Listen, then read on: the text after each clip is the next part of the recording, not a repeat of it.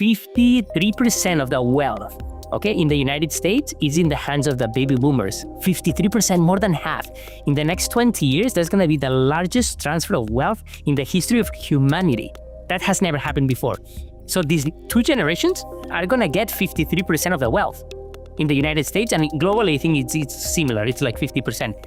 So it's massive. And these guys, what do they like? These cars from when they were kids.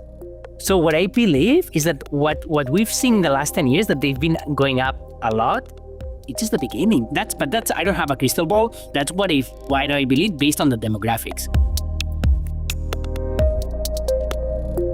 Hi, I'm Bryan Wish, and welcome back to the One Away Show. Today's guest is Jordi Ricart, co-founder of Curated Investments, and someone whose journey from near bankruptcy to global leadership in vintage car investing is about far more than business. In this episode, we talk about raising capital under pressure, building trust with investors and partners, and turning a vintage car company into a culture of breathwork, coaching, and meditation. Jordi shares how integrating self-awareness and spiritual growth has radically reshaped his leadership, and how now he's paying it forward through his book and culture he's built. Let's dive in.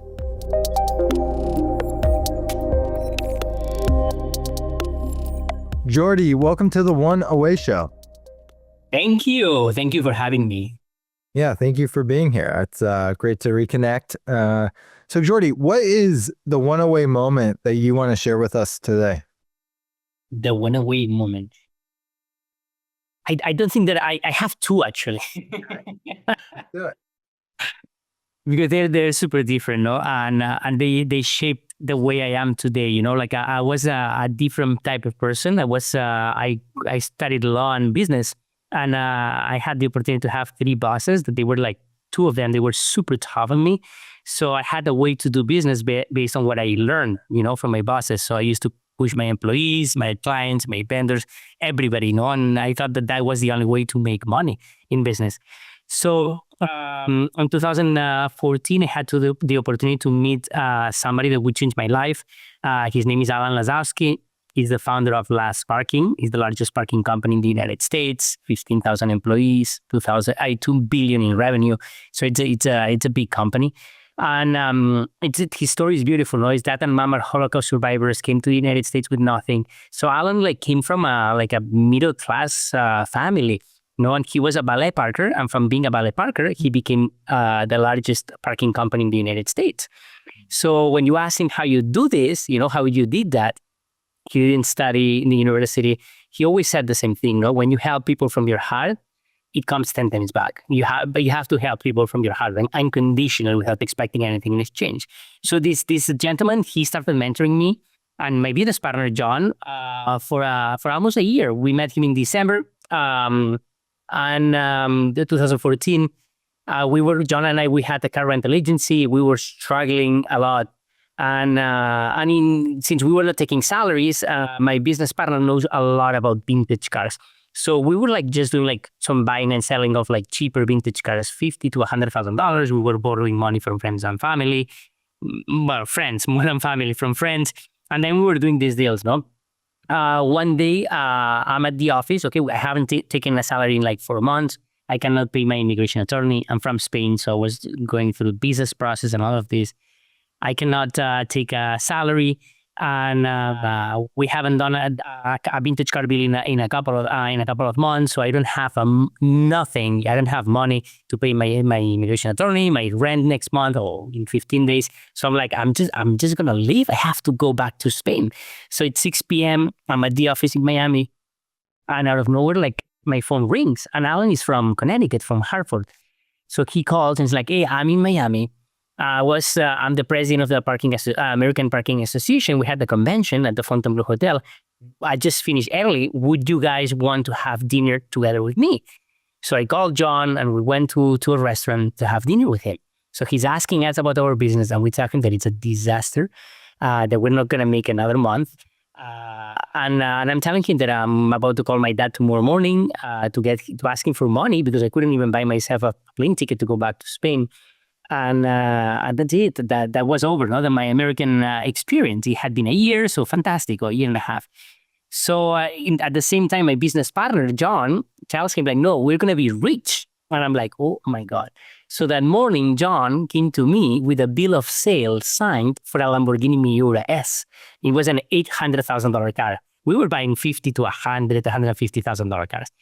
So John told me like, oh, you're going to raise the money. I'll sell it for 1.1. I'm like, John, I cannot do that. It's impossible. And we have to put a $50,000 deposit this week. And then it's $750 in a couple of weeks. I cannot do that. And I didn't even know that a car could be worth $800,000 at the time. So Alan's like looking at us, he's laughing. He's like, John, do you really believe that you can sell this car for 1.1? I'm just like, for sure. So Alan goes down, grabs his backpack, pulls out his checkbook, and he starts writing something. He looks at me, he's like, are you the money guy? I'm like, yeah. And he gives me a check. And he's like, tomorrow you're going to go to the bank, you're going to deposit this check, this $50,000 check, then you're going to raise the money, and John is going to sell it for 1.1. And I'm like, shocked. I give it back to him. I'm sorry. I can't take your money. You're going to lose your money. This is an unrefundable deposit, and I cannot raise $750,000 in 2 weeks. So Alan looked at me. He's like, I believe in you. Tomorrow you're going to go to the bank. You're going to put the deposit. You're going to raise the money, and Johnny's going to sell it for 1.1. So I start crying. Johnny's crying because when you don't have, I had like $150 in my bank account. I actually have a screenshot from that time. And I had $150. So when somebody's giving you $50,000, it's like, it's crazy. So I got emotional. I started crying. And I'm like, I'm sorry.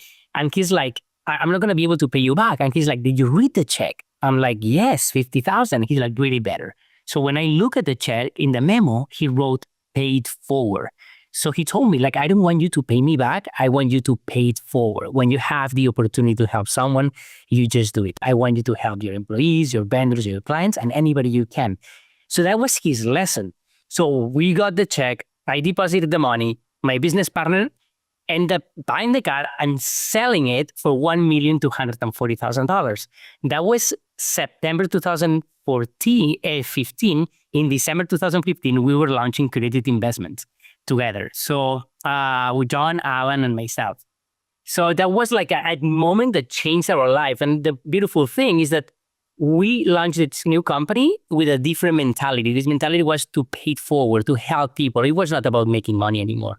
Wow. What an incredible story. I mean, chills, right? One of the things that you were talking about was when you went to kind of write the check and you were like getting emotional, but at the same time, you were like, don't do this. This isn't going to work.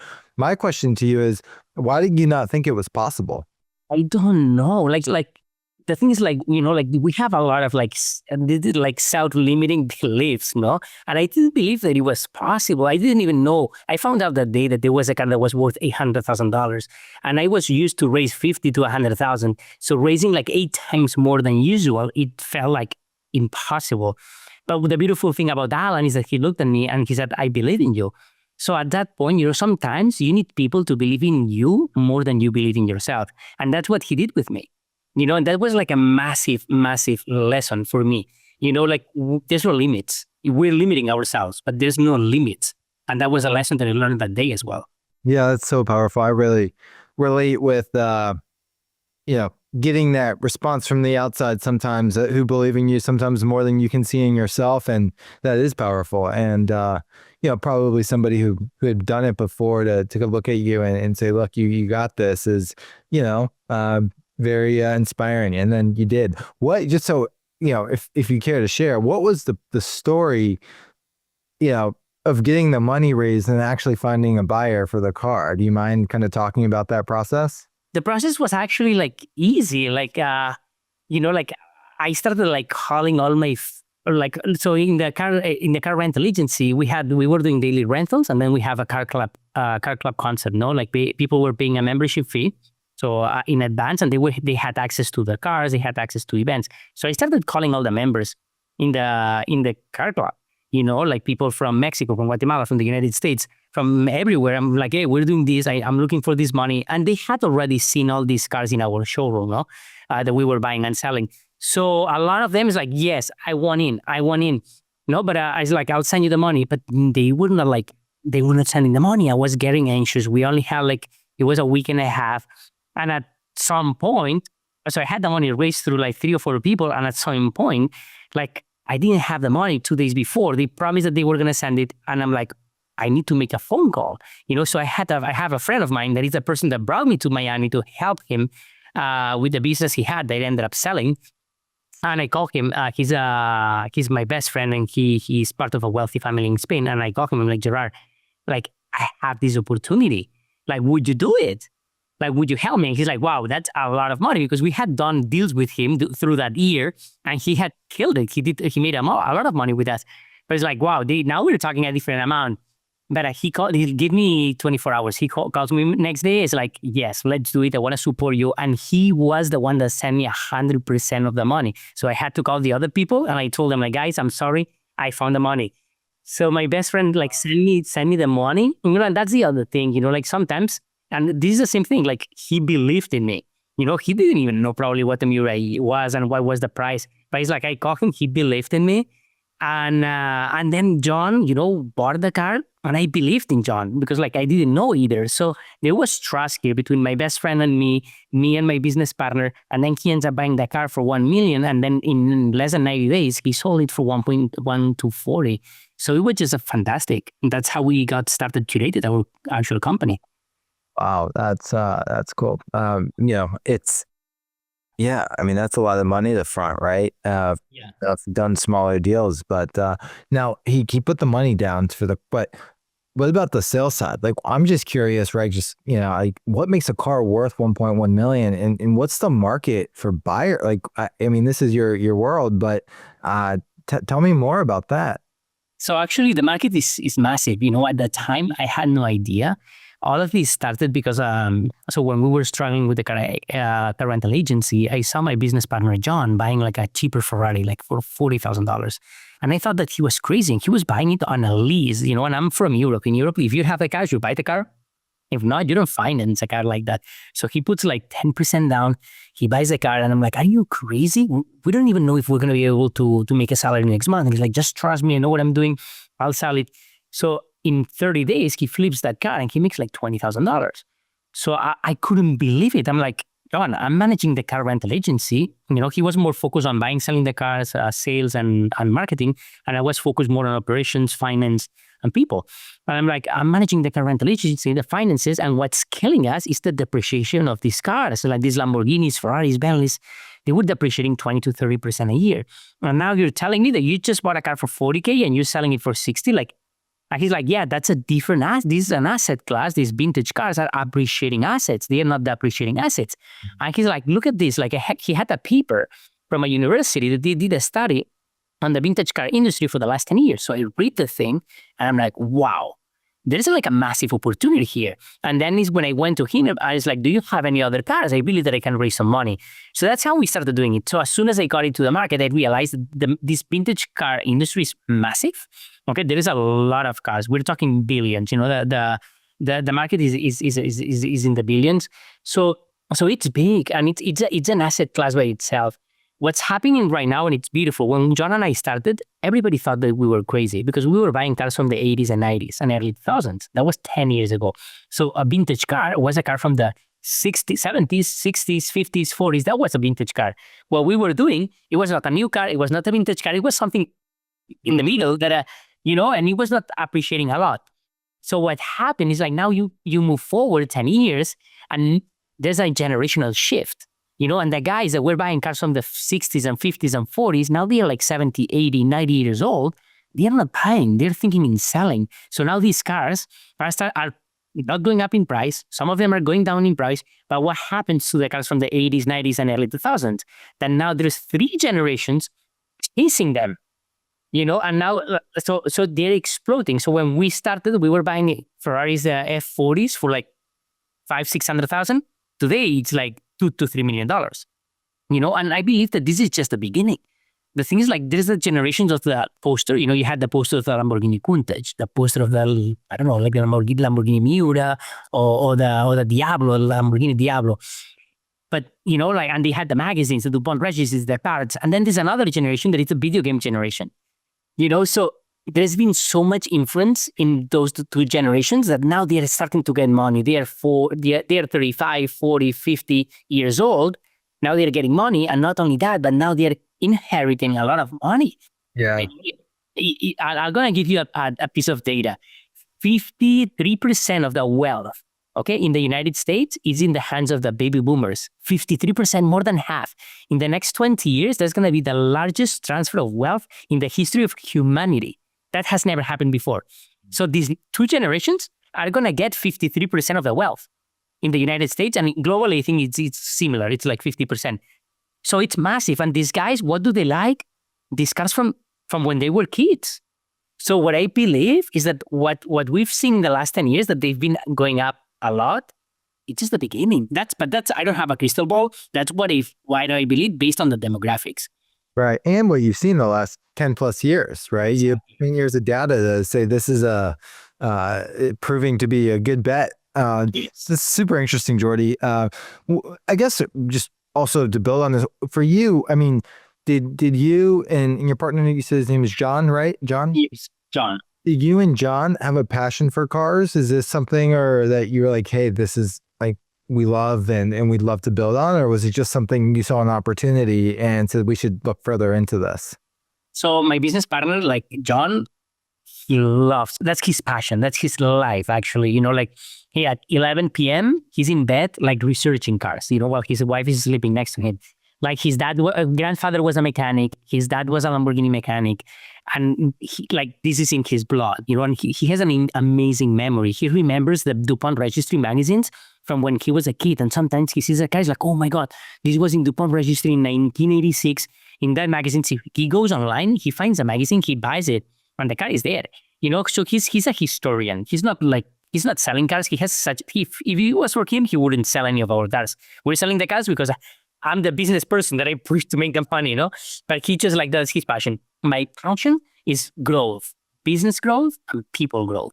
I love growth. So together, you know, it's like 1 + 1 is 4. And we are super different. If you look at John, ripped jeans, ripped shirt, he's an artist. And you look at me normally now today, I'm at home, but you know, I'm khakis, my jacket. So that's why we make an amazing team. Is he like the rugged visionary and you're like the integrator who's just bringing it all together in a very thoughtful way?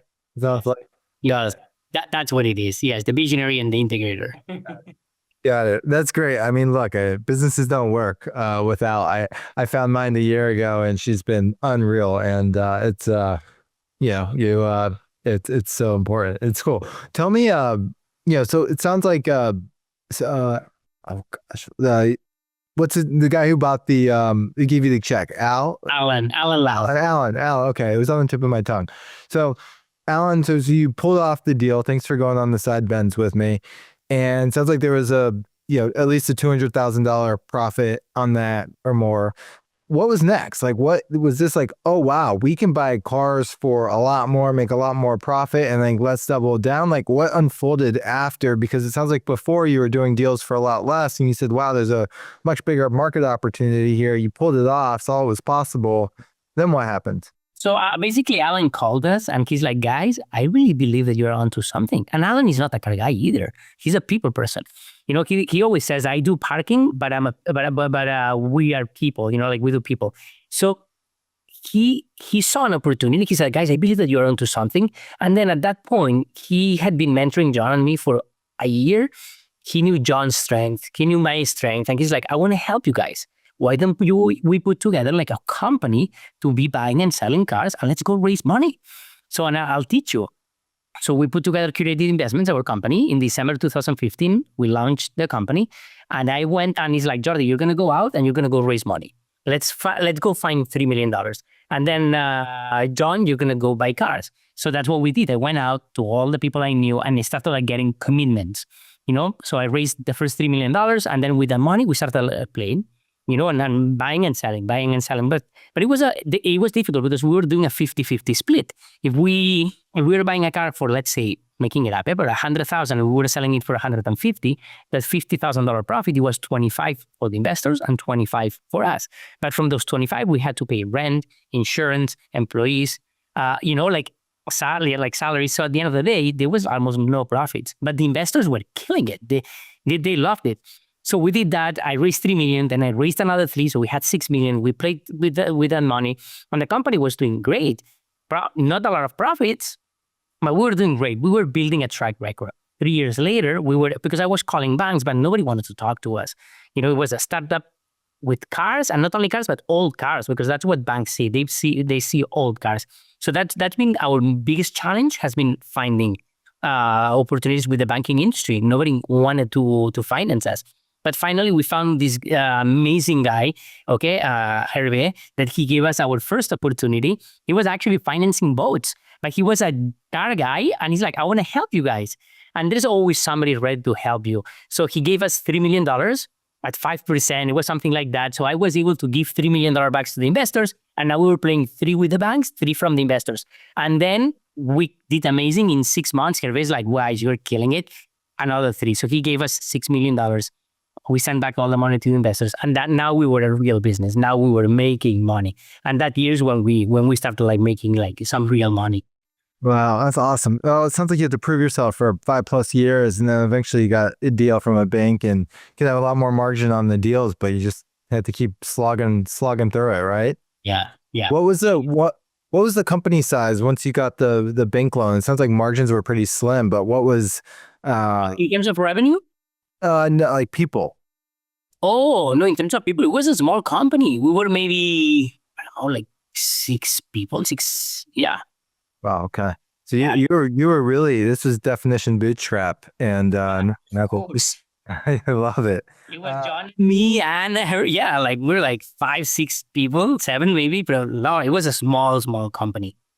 Besides, something else that you said that when we first started the call was, from former people that you worked with, you saw just kind of push people and just work harder, and that narrative, but you started to figure out a different way.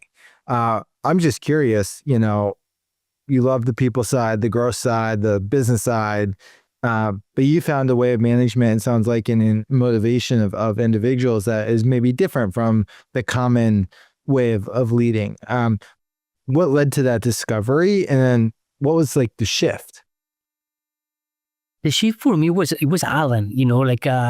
Alan was talking about all these concepts, that I talk in the book, and it was just like, it was incredible. He was talking about having being vulnerable in business, having authentic conversations, helping people unconditionally, giving second, third, fourth chances, like all these concepts, like everybody's a good person. And I'm like, yeah, I believe in this in my personal life. I don't believe that this is real in the business world, So it was like, but I was so interested. I love business, as I told you. So I was just taking notes, and we did another investment with Alan in the UK. So I traveled a lot with Alan. So he didn't know, but I was just taking notes of everything, and I wanted to, every night I was reading those notes. I'm like, let me see how I can bring this to my business. Let me see how I can bring this to my business. So that's what I was doing. And slowly, I started realizing that the more vulnerable I was and the more authentic I was, the more people were opening up. And then those shields in business, everybody has a shield. Like people go like with their jackets and super expensive and the Rolexes, and they like, they need to pretend that they're somebody important. And then when you go and you just open your heart and you show who you are, and like, it's crazy to see like how people, they remove their shields and you see who they really are. And that's what happened. It was just Alan, working with Alan, listening to Alan, and just testing it. And it was just beautiful to see. And then on the other side, I also started like 4 years ago, like a big personal growth. I was invited to a breathwork retreat, holotropic breathwork, and I had an insane experience. So, like we can talk about that another day, but I had this crazy experience. I was somebody that that I didn't believe in, like in anything, a super material world. And I'm like, wow, after that experience, I'm like, I need to know more about all of this, like what's going on. So I started like reading books nonstop. I started studying meditation, breath work, pranayama and holotropic. I actually got my certifications, even Reiki, and energy work. And then like I started being obsessed about the brain, neuroscience, reading a lot about neuroscience, our brain waves, beta, alpha, theta, delta. So, and how many, we have like 60 to 80,000 thoughts every day. We are only aware of 5% of those thoughts. The 95% are in our subconscious mind. So what that means, okay, and all of these thoughts come from past experiences, from when we were like 1, 2, 3, 4, 5, 6, 7 years old, and after that. So all that thing that we have in our subconscious mind, all those 95% of the thoughts that we have on a daily basis, they mark our future, they condition our future, basically. So I went deep into hypnosis. I studied hypnosis because it's the best tool to rewire your brain. I found a coach, and she started helping me. She was coaching me. She uses hypnosis, and all of that is what like helped me change. And I brought all that change that I had into the business world as well, into my business. And that's why I believe that we've been like super successful. Between what we learned from Alan plus what we brought into the business, today, like in my company, everybody's meditating. On Mondays, we start together, 28 employees. Okay, 1 week comes my coach, actually, Patty, she comes, and we do group coaching, and then we do meditation, we do breath work, we do retreats every quarter, and it's just beautiful to see people. Wow. That's such an incredible culture. And it sounds like you said something, there's a switch for you from like the material world, it sounds like to the inner world in a way, and you got like super fascinated by you got super fascinated by like what you were learning, how you were feeling. And it's interesting you bring this up, because the first time I met you, I remember this distinctly, like you have this glow, like this magnetism. And I think I'm not just saying that to like just like give you a compliment. I'm saying that because I think there's a lot of like the people who like really take the time to like delve into themselves in the way that you're describing. It's like that energetically they're showing up differently, or at a different frequency, and it's, I'm not saying it's easy to tell, but it's noticeable. And so like as you're saying this, I'm like, this makes so much sense, right? Just from like an impression. So yeah, that's neat. I would love to know when you started to delve more into the inside of you, right? And the inside of breathing and just your feelings and all, like, was there anything that you maybe uncovered that was painful, that was in the subconscious, things that you, that were driving you, or behaviors that, you just couldn't understand until you kind of dove in? I'm just kind of curious. Definitely. Everybody, but definitely. So I'll tell you something. If you ask me, 5, 6, 7 years ago, if I was happy, okay, probably I would have told you like, I don't know. If I had been brave enough, I would have said no. Okay, and that's a reality.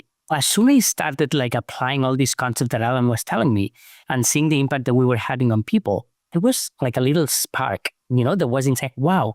Then when I started my personal journey and I started like going deep into myself, okay, and yes, I found a lot of things, like we're dealing with our ego every day, and we have a lot of self-limiting beliefs, a lot of insecurities. I have so much to prove to myself, I thought, okay, that I had so much to prove to myself, to my family, to my dad, my mom, my friends back in Spain, everybody, I had to make it in life. And at the time for me to make it in life, it meant to have a successful business and make money, At that time, once you go deep into yourself, you find yourself, you start connecting, you start being present, you realize that life is just beautiful. And that's why I don't know, like in the morning, I get out, okay, I do my little breathwork and meditation, and I open my eyes, I do my gratefulness exercise, I open my eyes, and I see the green of the plants, the blue of the sky, and I get into my home, I'm like, and my wife is Andrea, and they're like, Andrea, have you seen the blue color of the sky? And she's like, what did you take? And I'm like, nothing, but it's true, like, and then I found out this through meditation, you're just present and you enjoy every second, because before, what I was doing, and that was my biggest shift. Before, I was just focusing, thinking about the past, okay? And I was worrying about the future. And since I was worrying so much about the future, I was taking all my decisions based on fear, okay? And insecurity and fear. What if I lose this money? What if this? What if that? And now, Jordi shifts into living in the present.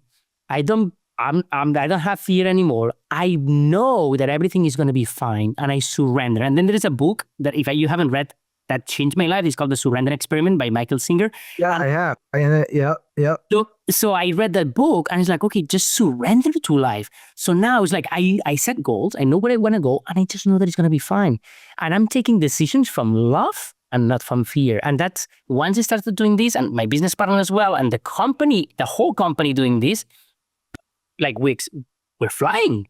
Now we're flying. The last 4 years, like our company has been like, we went from like, so we did 1 year we did 18, the other year 18, we were not growing. And then out of nowhere, we started working on all of this. 4 years ago, 60, 75, 113, 151 now last year. So we're just flying.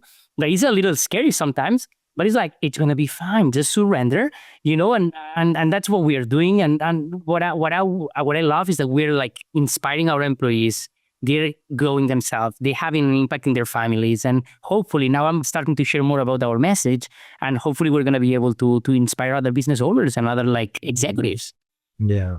I think it's amazing. And it's so neat that you're bringing what you've learned, right? And all business, life, personal into the company and culture. And then, as a result, the company is growing because of that.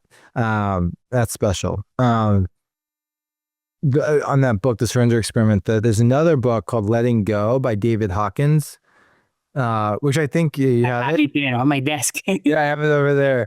And it's like the same book, I think, as The Surrender Experiment, or no, The Untethered Soul by Michael. Yeah, The Untethered Soul, yes. But it's like, to me, like it's like the academic version of that book. But anyways, yes. I've read all three. They're good stuff. What you said that you're paying it forward. You're bringing everything you've learned now into the business, and you're sharing your message more broadly. What is that journey looking like to you? You know, I know you have a book coming out, and you've been on a big growth journey. But what's ahead with all the stuff you've learned and what you're doing? So you were asking me about what were some of the things that I unfolded through this process. No, one of the things that so I was always like behind somebody. You know, I started like 4 or 5 businesses. There was always a face in front of the business. No, in Curated it was John. In a marketing agency that we had, it was Marta. In a concierge company was Marcelo. So there was always somebody in front, and I was behind. No, and I realized that I was hiding behind people because I was super afraid of what people were gonna think about me. You know, and that was like that's the biggest thing that I unfolded through the journey. You know, I was afraid of like sharing, of like being me, of being vulnerable in front of people, not on one-to-one, but just in front of people. So once I overcome that, I'm still working on that. But once I overcome that, I'm like, I really need to share like what Alan gave me, all these lessons. Like I have to share them. I got it, but there was a reason for that. It was not only for me to bring grow a business and make money. Like I had in my heart, I knew that I had to share it and I had to help other people. So that's why I decided to put together this book that is called Paid For: Infusing Unconditional Love into Business. And the idea is everything that we're doing in my company, I'm documenting everything. Video, photos. You know, I actually developed like a model, okay, that we're working on. And the idea is once I have more data, okay, and results, I want to bring it to other companies in the future. We'll see. No, I don't know. This is like, but that would be a dream. If you ask me like 5 years from now, what would you like to be doing? I would love to be implementing what I did in my business in other companies, so they can have a massive impact on employees. The thing is, like, we spend 8 hours a day working. We spend more time in our jobs than with our families. And we say, or I used to say, no, this is my personal life, this is my professional life. No, it cannot be that way. It has to be, this is my life. And you have to find purpose in your, and be able to live your purpose within your organization that you're working for. And that's the most important thing. Once you do that, you're happy. Once you find purpose, you're happy. Problem is that a lot of people are working just for a paycheck, and we need to change that. Yeah, absolutely. I love that you're so focused on the people side, and you're so focused on growing them and taking what you've learned from Alan, others, and saying, hey, like, I've learned so much and kind of indebted, right, to them in those ways. But what they taught me, I can pass that along, and I can help them through my own journey personally and professionally. And that's great. Where, on that note, where is Where's the company today? You got it to a certain point, you're 6 people, and then now you're, not much in revenue, but like people and like, growth. I'm just like curious, like what is all this kind of internal work led to externally, Yeah, so today in the company we're 30 people. We're planning to grow another like 4 or 5 people this year. And just beautiful to see we're the leading company in buying and selling vintage Lamborghinis around the world. We actually have an agreement with Lamborghini Corporate not to certify these vintage Lamborghinis. It's called Polo Storico, which it's crazy because like only like our dealers that Lamborghini dealerships are gonna be allowed to do this, and we're not in the dealer network. So it's just beautiful to see, all the relationships that we're building with clients. Our clients, they're not our clients, they are our friends right now. 70% of our business is repeat client, which is crazy, like our vendors, they are our friends, everybody supports each other. And that's part of the culture that we build, like we have a higher purpose, and our higher purpose is not, as I told you, it's not to make money. Our higher purpose, I'll tell you, it's like curated where dreams drive and passion and history are preserved for generations. So basically, what we do is we fulfill dreams, but dreams for our clients, our vendors, our employees, for everybody that is involved in our business. No? And then we want to preserve these cars for future generations. We're historians. So, once you have a higher purpose and then you define how can I create value, and the way to create value is like, how can I create value for my employees? How can I create value for my vendors? It has to be a win-win. How can I create value for my clients? How can I create value for the community? So we define all of that, and we have a value creation proposal within the company. And once you do that, everybody wins. And maybe you're not going to sell the car and you're going to have a 20% margin. No, maybe you're going to have a 10% margin. But that guy is going to be happy, that client, and he's going to come back and he's going to bring his friend. Maybe you're going to have to pay a little bit more the employees than the market. You're going to be happy, if you treat them well. Same with the vendors. When we have a vendor, it's like, are you making money? Like, we need to make sure that they make money. That is a win-win for all the parts. So those guys, they just want to work with you instead of working for somebody else. So it's just beautiful when you do this. It's the exact opposite of what I used to do before meeting Alan. Wow. And from being like not happy to being like super happy. Totally. No, yeah, it seems like you do right by the customer, but you're also doing right by the people, so they do right by the customer. When you talk about value proposition, not just for the customer, I'm just curious because I'm genuinely curious because Blair is our kind of you in our company. She was walking through our employee value proposition yesterday. Do you have anything that's like an employee value proposition, or I'm just curious, kind of things that you're doing beyond some of the personal development work? Like, how would you've really thought about the people and the culture. I think it sounds like a deep way, but like tell me more about how you've constructed that. I'm just curious. So basically I did a program, okay? What I told you, like my goal is to help our employees to find purpose and make sure that they can live their purpose within our organization. So what we do is every Monday we start all together. Okay, the 28, 30 employees all together. 1 week we do group coaching with a professional coach. The other week I lead it. And when I lead it, what we do is normally is like we talk about personal and professional wins. So everybody share and everybody knows what's going on in their lives. Then what we do is like value shout outs. We have our values in the company and we want everybody to live those values. So then let's put them in practice. So I shout out to Bryan because this week he owned it. It's one of our values, own it, doing this. So we start doing like value shout outs. So everybody's always looking what everybody's doing in terms of the values. And then gratefulness. Like, yeah, I'm grateful to Bryan because like he brought me a coffee the other day. I was not even expecting it. So thank you, Bryan. So we do these exercises. Then quarterly, we offer like this, and all of this is optional, no? But we offer these retreats where we do like meditation. We teach them how to meditate. We work on purpose and on things like that. The other thing, for example, tomorrow I'm leading a workshop with the employees about goal setting.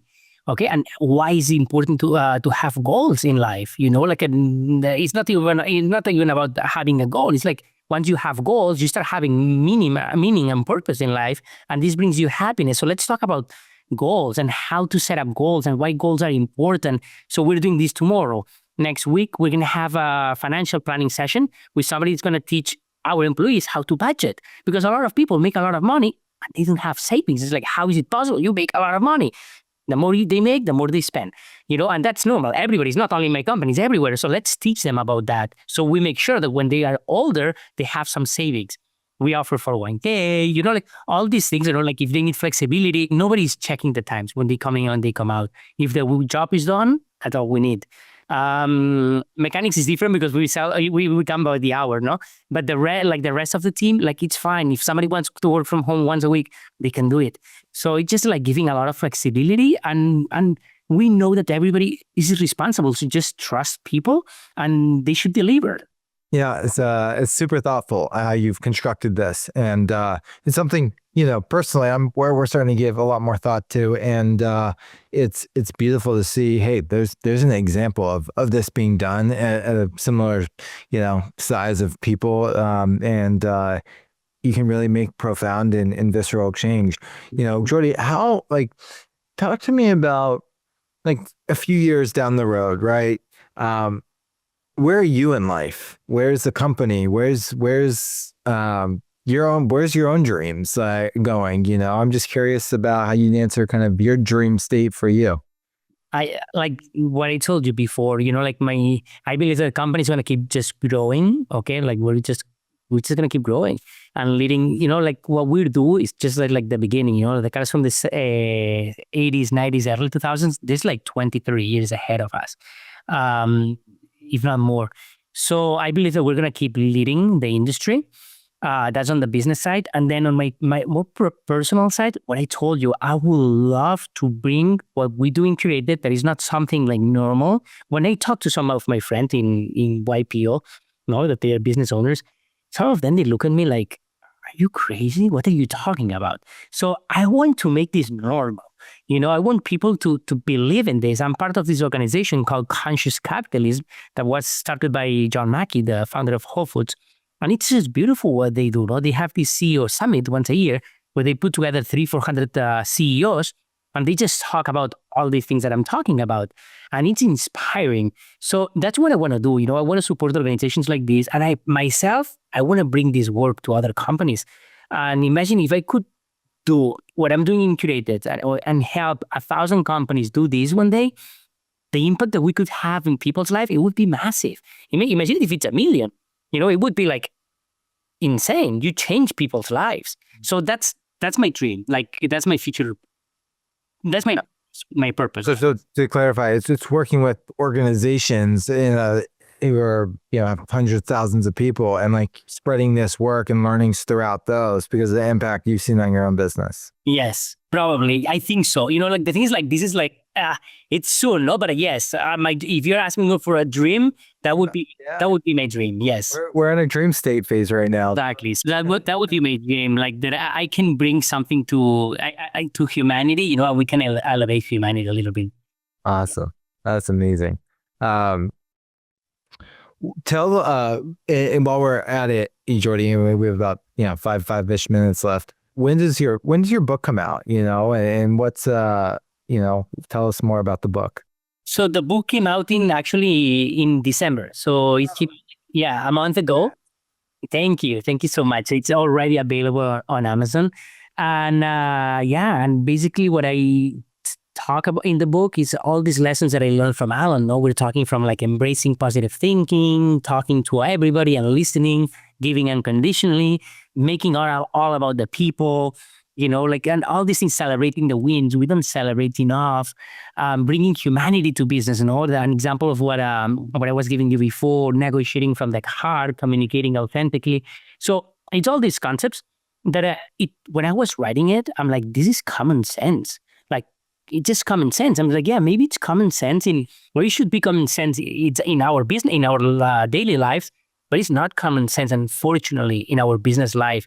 So I don't think that I'm just saying something like that it's not common sense, but in the business world, it's not common sense. The other beautiful thing about the book, I told you that I studied hypnosis, right? So when Alan was giving me all these lessons, okay, they resonated with me, but I felt it inside of me.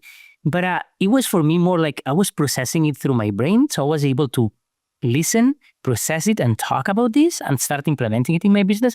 But when I went through my deep personal journey, those lessons from Alan started connecting with my heart. Like I opened my heart, I'm like, oh my God.